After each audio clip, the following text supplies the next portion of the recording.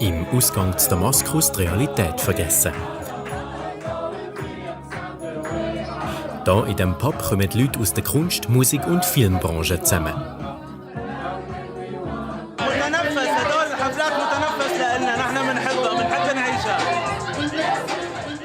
Dass hier ihr liberaler Lebensstil überhaupt Platz hat, ist nicht selbstverständlich.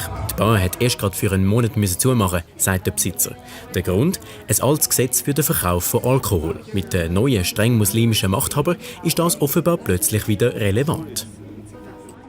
Should be from 1 meter from any religious place or ta'lim or school or something, and that's impossible.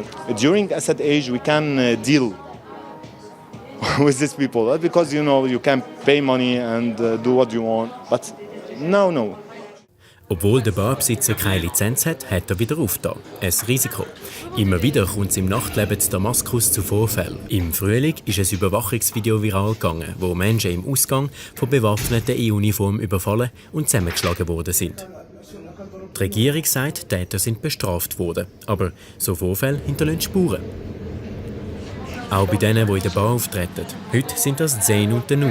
Sie interpretieren alte arabische Lieder neu. Nichts Kontroverses. Und gleich sind sie ein bisschen nervös. People are afraid to come here tonight. They're like scared. Maybe something happens. Maybe. So we were like, no, okay, we're gonna go. We are all worried. Like this is the condition. We love doing music. It's like a language that can bring people together. Everyone here. We need music. We need art.